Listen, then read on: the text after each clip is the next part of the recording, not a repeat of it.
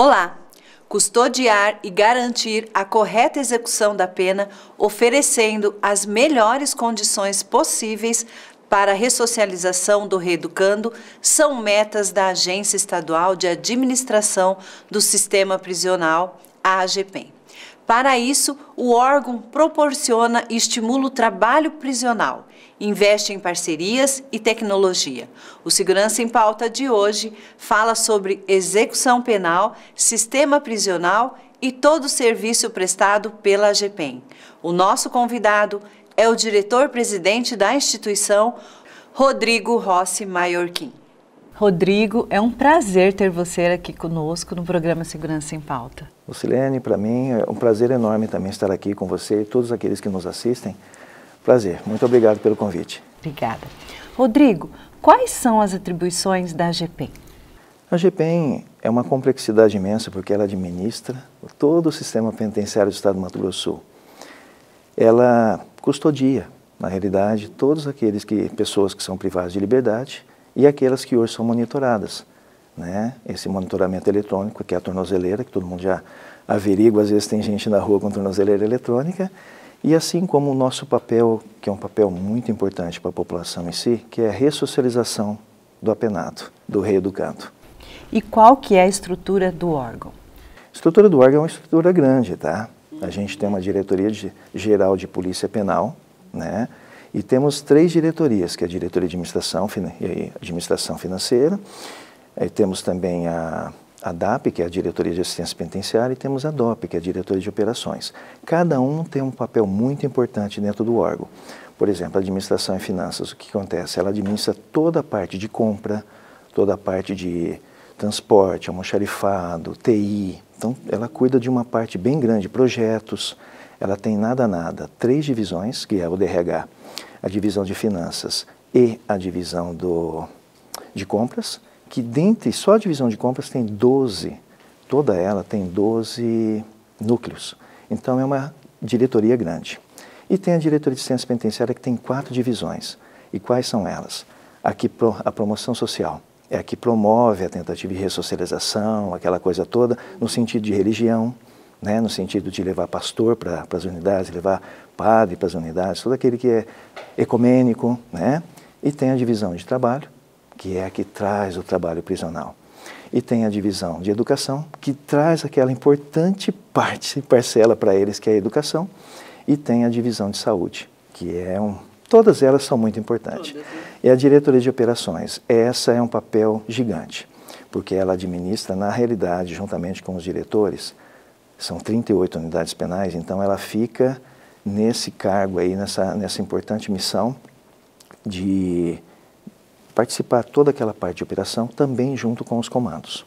Onde estão localizadas as unidades prisionais e elas são geridas totalmente pela AGPEM?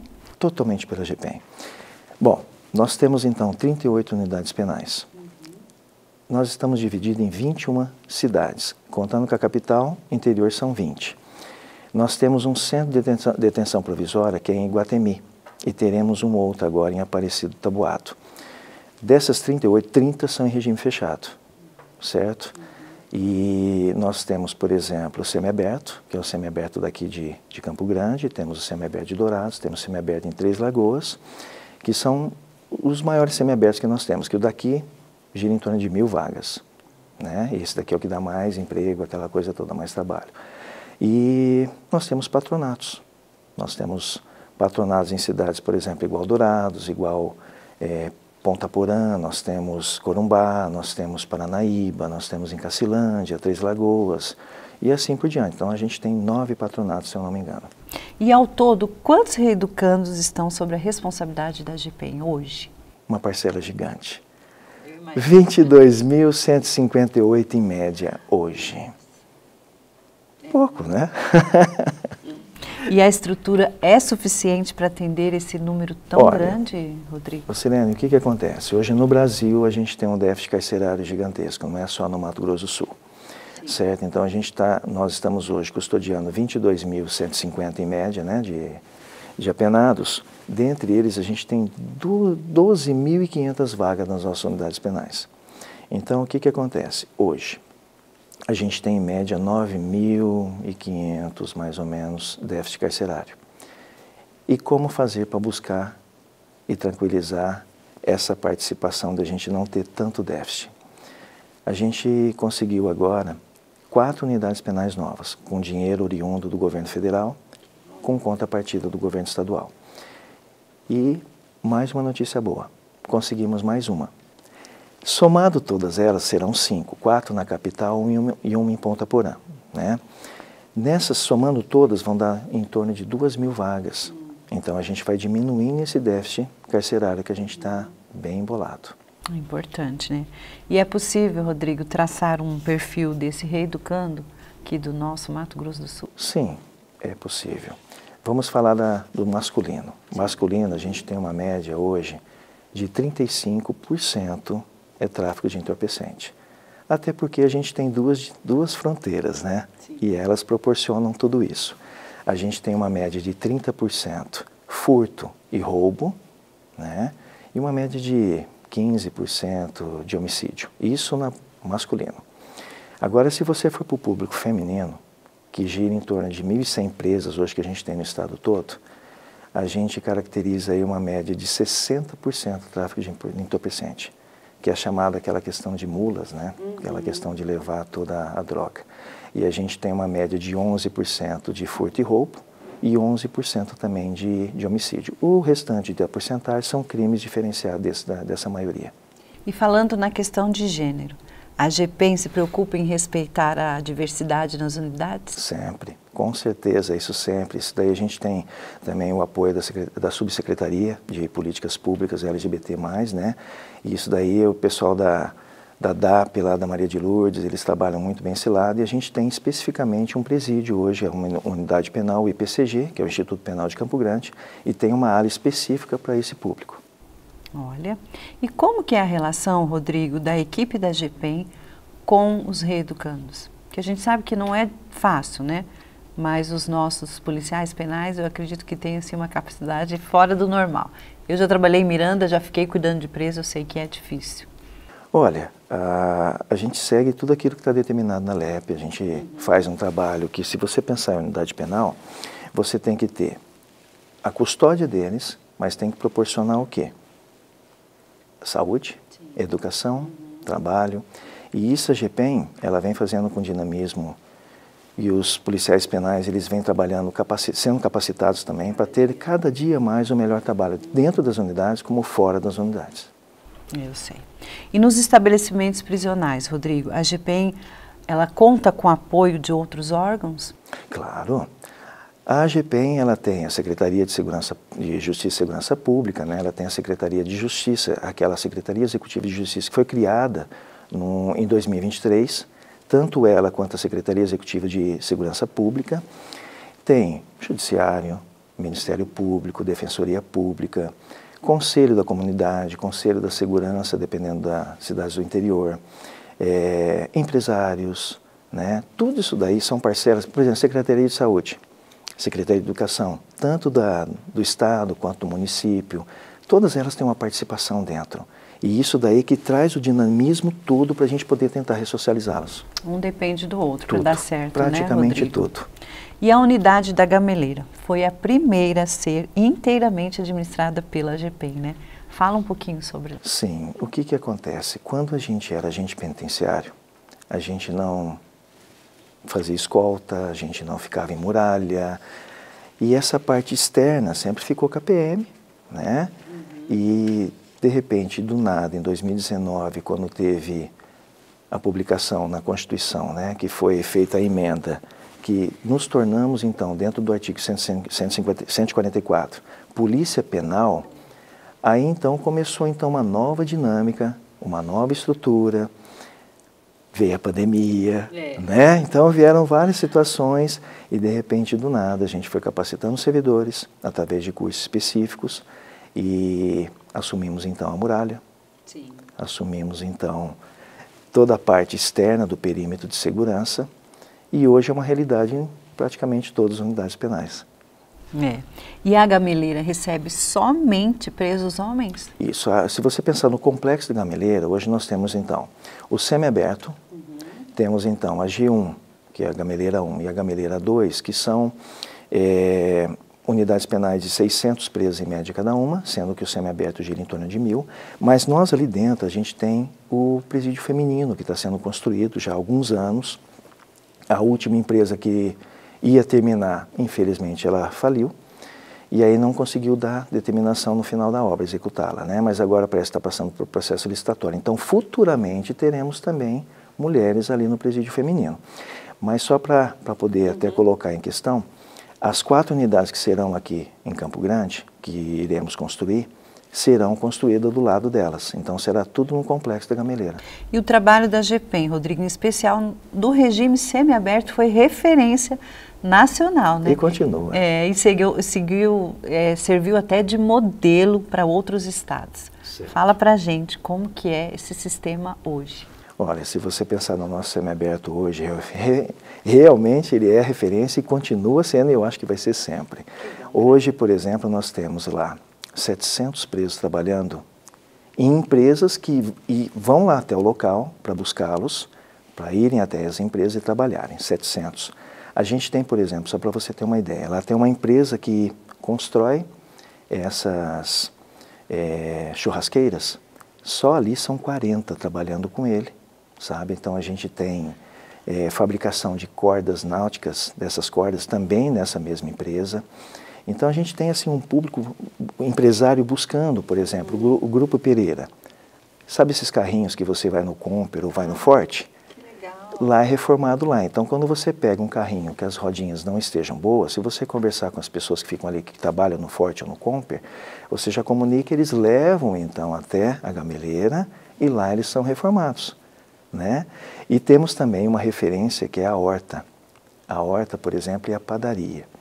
Então, se você pensar que a gente coloca esse público para trabalhar, para fazer essa horta funcionar e a gente poder doar vamos pensar essas verduras e tudo mais, e acima de tudo também os pães que a gente doa. Entendeu? Então são situações que você vem transformando a vida deles, porque você dá dignidade. Isso daí vai transformando a vida deles. Isso é muito importante ao nosso ver e ao ver de quando eles saírem em progressão, a família vê-lo como diferente de quando ele entrou. E eu creio que muitas pessoas não sabem disso, Rodrigo. E agora você falando, olha, é importantíssimo. E também tem a remissão de pena, né, para quem trabalha, né? Com certeza. Fala um pouquinho sobre isso. A LEP, ela estabelece isso, né, que cada 3 dias trabalhado, ele fica remido, então, um dia. Então, ele ganha um dia a cada 3 trabalhados. E se você pensar na educação, são 12 horas, só que tem que ser dividido em 3 dias. Então, é praticamente igual. Cada 3 dias estudado, um você ganha também. E a educação, ela permite ainda leitura. E como é que é a leitura? Até a gente tem a participação das universidades conosco, né? Ele lê um livro por mês e se ele fizer uma resenha ou um relatório, ele ganha 4 dias naquele mês. Porque ele vai passar por uma avaliação, aquela resenha que ele fez. E deu certo, foi aprovado, 4 dias. Então, no ano, ele pode ganhar 48, se ele ler 12 livros e fizer 12 resenhas. E eu creio que tem que ter uma educação em relação a isso. O preso tem que ter um comportamento, né, para poder trabalhar nesses lugares, não é? Tudo isso daí é feito assim. O preso chega, certo? Então, ele foi sentenciado, chegou até nós, entrou, virou um público nosso ali. O que acontece? Ele passa por uma triagem. Então, nós temos psicólogo, assistente social, então ele passa por uma triagem. Ele fica em observação alguns dias, se eu não me engano são 30, e depois ele entra na fila, porque geralmente tem fila, certo? É muita gente, né? E aí, conseguindo aquele trabalho, ele começa então a remissão dele. Agora, a educação, a gente busca da educação desde o ensino fundamental até a pós-graduação, dentro da universidade. E a GPEM, Rodrigo, também é responsável pelas medidas protetivas. Explica para nós como que é e qual que é o público. Medida protetiva. Para você ter uma ideia, hoje a gente tem 266 que foram sentenciados a ficarem, né? Com a tornozeleira e ficarem com essa restrição, e nós temos 26 hoje mulheres com o botão do pânico, entendeu? E um dado muito importante que, se você for analisar, mais de 10 mil nesses últimos 8 anos, já passaram por essa medida. E diga-se de passagem, todas que ficaram com o botão do pânico nunca teve o crime de feminicídio. Isso é um dado muito importante. Assim que ela aciona, se caso tiver problema, a gente tem um posicionamento. Aquele que estiver mais perto, certo? Então ele vai dar atenção, seja a Guarda Municipal da Maria da Penha, seja a Polícia Militar, ou seja o nosso grupamento, que é o GAFIP. Eles ficam atentos. Então a gente está com essa parceria gigantesca aí. E como que é o relacionamento da GPEM com a Polícia Civil? Polícia Civil é fantástica, o Lupércio, o nosso delegado geral, gente boníssima. Então a gente vem trabalhando junto aos outros delegados, junto a toda essa equipe deles aí, a gente está trabalhando junto. É um parceiro, é uma parceria boa e a gente está construindo cada vez mais a união e transformar cada vez mais a segurança pública num fator importante para a sociedade ficar cada vez mais tranquila. Em alguns casos, Rodrigo, as pessoas podem ficar detidas nas delegacias, né? Nestes casos, a responsabilidade é de quem? Dentro da delegacia ainda é da Polícia Civil. O que acontece? Vamos supor que uma pessoa cometeu um crime ou foi presa ali pela PM, foi levada até a delegacia. Necessariamente ela teria que passar por audiência de custódia para poder, então, adentrar as nossas unidades penais. Então, por enquanto, eu creio que hoje tenha muito pouco preso dentro da delegacia, porque é de um dia para o outro, se não for final de semana. Geralmente a audiência de custódia tem direto, né? Tem assim todo dia da semana. Então eu calculo que hoje quase não tenha preso fora do quarto DP, que é de pensão alimentícia. Rodrigo, a tecnologia auxilia também nas audiências por videoconferências. Como que funciona? Isso daí é uma questão que eu considero fantástica. Por quê? Quando a Justiça determina um horário, agenda conosco, né, para poder então nós pegarmos o preso e levarmos até a sala de videoconferência e ele então poder conversar com o juiz, né, toda aquela parte dele da audiência, isso facilita bastante, até porque você não tira o preso da unidade, coloca ele numa viatura e leva até o fórum. Isso já facilita em matéria de custo, segurança, tanto para a população quanto dos nossos policiais penais, e ele se encontra ali no ambiente dele, no ambiente nosso, que a gente pode então manter a custódia com mais tranquilidade. Isso veio assim para poder solucionar muita coisa e trazer melhorias para nós, assim como para a população. Nossa, é importante isso, né? A segurança que você falou aí, se transportar às vezes presos, né, de uma alta periculosidade, né? Não precisa, né? Olha, isso daí é um custo muito grande, até porque se você pensar em alta periculosidade, você já tem que trazer à tona o seguinte, envolver mais policiais penais, certo? Às vezes até outras forças, aí tem a escolta, então ali dentro, ele podendo então fazer a audiência dele ali, para nós é bem melhor. E assim como para o judiciário também. E Rodrigo, você falou de alguns equipamentos, mas eu queria saber se tem mais algum equipamento tecnológico que auxilia no trabalho de vocês, além desses. Olha, temos hoje em todas as unidades penais o Borescan. Então, se você for hoje comigo na Máxima, no IPCG, nas gameleiras, hoje nós vamos entrar, vamos passar pelo Borescan, você vai fazer um cadastro, seu CPF vai ficar registrado, então você passa pelo Borescan. Se você levou alguma coisa que você queira adentrar ao presídio, e isso foi combinado conosco aqui no momento, vai passar por um raio-x. Então vai ser aos olhos dos nossos policiais penais que você vai averiguar se você está entrando com tudo lícito, tudo tranquilo, né? Isso daí foi uma ferramenta gigantesca que veio até nós, manutenção constante, e a gente vem fazendo um trabalho que permite ao nosso policial penal averiguar e deixar entrar cada vez mais, né, ou cada vez menos ilícito dentro das unidades. A tecnologia é boa, mas também às vezes acaba criando um mecanismo para o crime, né, Rodrigo? A gente sabe disso. Os drones são preocupação para vocês? Claro. Essa é uma preocupação grande, e sempre serão. O que acontece? Para nós podermos conter esse avanço imenso que estava tendo da jogar-se pombo para dentro das unidades, dentro dos pavilhões, através ou de arremesso fora ou necessariamente drone, o que nós começamos a fazer? Começamos a telar os pavilhões. Então, o ano passado a gente conseguiu finalizar um pavilhão da Máxima e esse ano a gente está conseguindo terminar o segundo para irmos para o terceiro. Cada vez mais que você tela esses pavilhões, você inibe a ação de jogar-se então para dentro do pavilhão, porque vai ficar então na tela, certo? Então você vai perdendo. E aí vamos pensar o seguinte, nas unidades que tem telamento, não tem celular, né? Não tem necessariamente esse tipo de ilícito jogado para dentro das unidades. Isso daí favorece bastante, porque o celular é uma ferramenta muito importante para quem tem em mãos erradas, contribui com a criminalidade aqui fora. Então isso a gente está tentando coibir ao máximo. E outra ação que gera benefícios ao trabalho é a Central de Alvarás. Como que funciona, Rodrigo, esse trabalho? A Central de Alvará, ela tem uma participação imensa com o Judiciário, né? E acontece assim, desde quando a Miriam assumiu a Central de Alvará, a gente conseguiu colocar em ordem muitas questões processuais.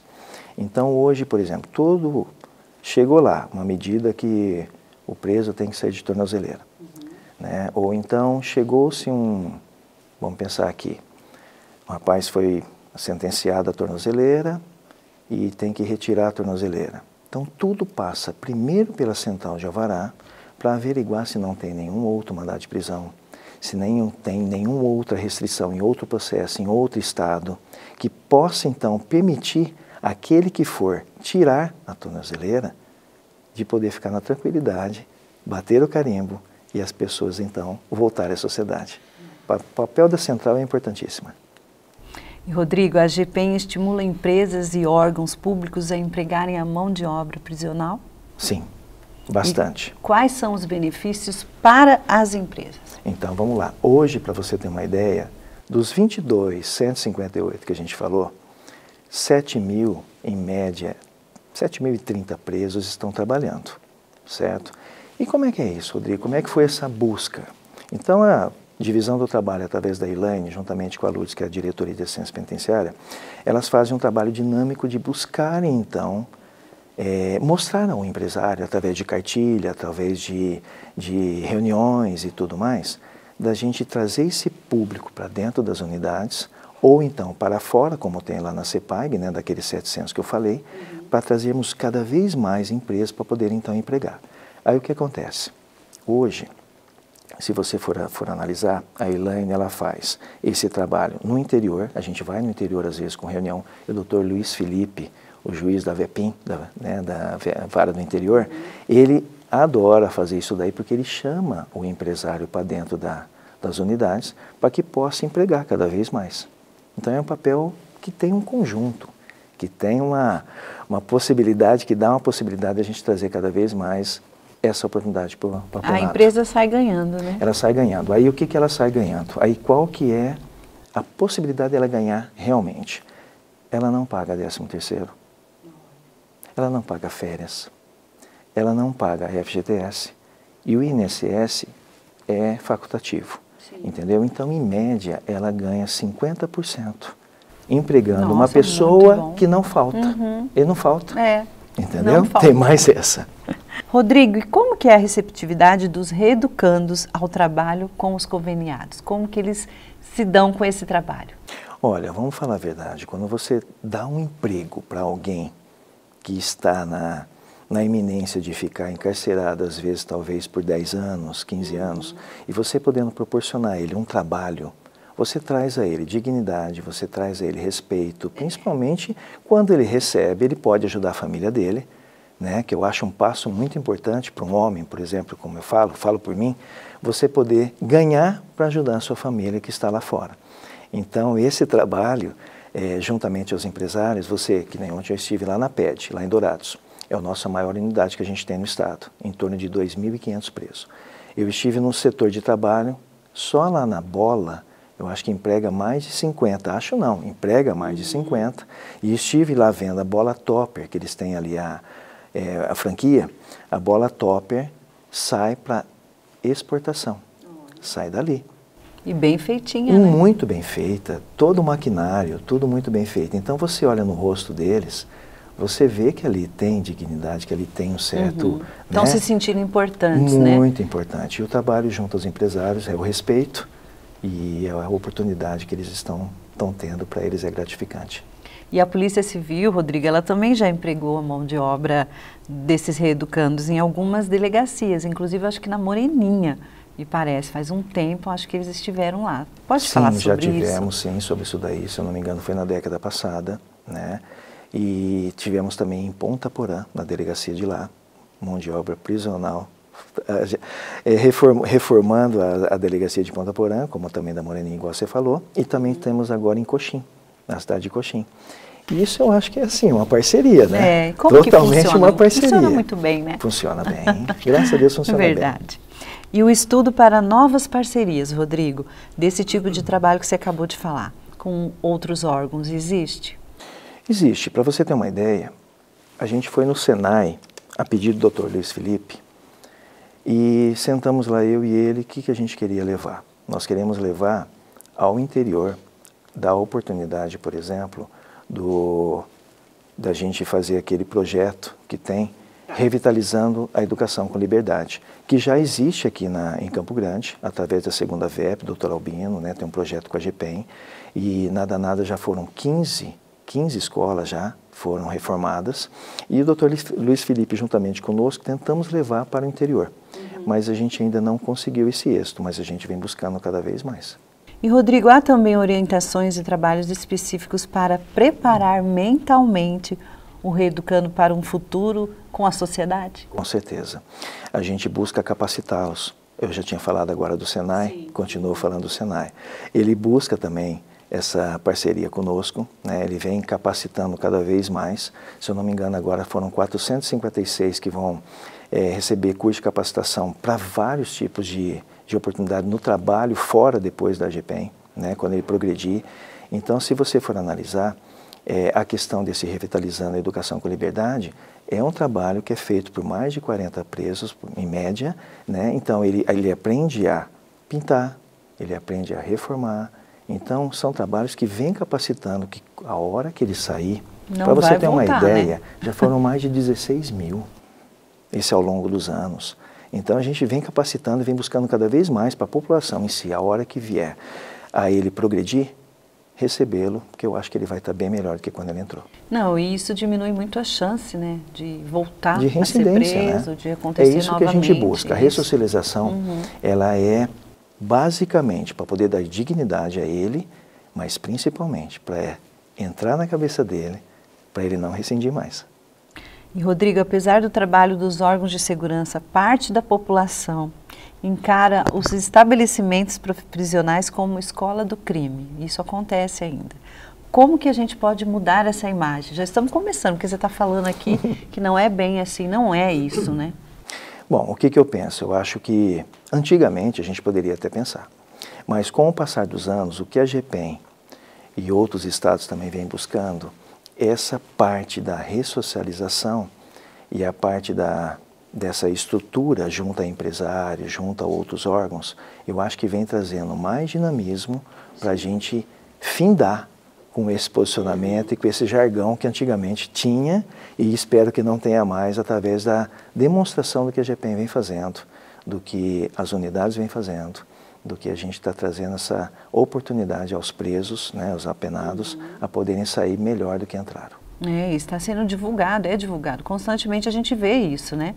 Em rádios, televisão, jornais, sobre o trabalho deles, sobre o trabalho de vocês lá. Maravilha, isso eu fico muito feliz. E de tudo que a gente conversou aqui, Rodrigo, então é possível a gente afirmar que a ressocialização é possível e viável? É possível, é viável e a gente busca 100%. É impossível? Constantino. Não sei, mas a gente busca, essa é a nossa vontade, a gente tem que ser assertivo nisso e a gente tem que proporcionar cada vez mais essa oportunidade para a gente poder atingir o máximo de porcentagem daqueles que estão ali para poderem sair melhor. E o trabalho é constante, né? Não tem como... É direto. Direto. São 24 horas. 24 horas. E, Rodrigo, a gente já está quase no final e eu queria muito que você deixasse uma mensagem para todas as pessoas que estão assistindo e para todos os policiais penais que estão fazendo um trabalho de excelência junto com você. Bom, Lucilene, o que eu queria falar então aos policiais penais e à população, que só para a população saber, os policiais penais são heróis anônimos, aqueles que trabalham dentro das unidades, aqueles que fazem escolta como COP, como GEP, como GAFIP, como CEPAC, são comandos, né, que a gente tem Comando de operações ele faz, acima de tudo, além das escoltas, ele faz também intervenção caso precise, que é tudo por nós. O GEP ele faz as escoltas, o GAFIP ele faz aquela busca do monitoramento, caso precise, né? E o CEPAC ele recebe os presos oriundos da Polícia Civil, passaram por audiência de custódia, então ele leva fazendo escolta até as unidades penais. Então a gente tem heróis anônimos, e isso daí para a população saber, tudo que a gente está custodiando lá, a gente está tentando transformá-los melhor para quando eles saírem, verem vocês ou vocês verem eles de uma forma melhor. Isso com certeza a GPEM está construindo. E os policiais penais, que eu tiro o chapéu a todos, vem construindo da melhor maneira possível, porque eu considero todos eles os melhores policiais do Brasil. Muito obrigado. Obrigada, Rodrigo. Muito obrigada mesmo pelos seus esclarecimentos e foi um prazer ter você aqui. Prazer foi meu. Obrigada. Obrigado a você. O nosso programa está chegando ao fim. Se você de casa quiser contribuir para que o nosso programa seja ainda melhor, basta acessar as nossas redes sociais, em especial o Instagram, e deixar seus comentários, as suas dúvidas e sugestões. E não se esqueça que o Segurança em Pauta está sempre perto de você, na TV aberta, no canal 7.2 em sua TV digital ou no nosso canal no YouTube. E não deixem de acompanhar também as novidades da Polícia Civil em nosso site. Até a próxima!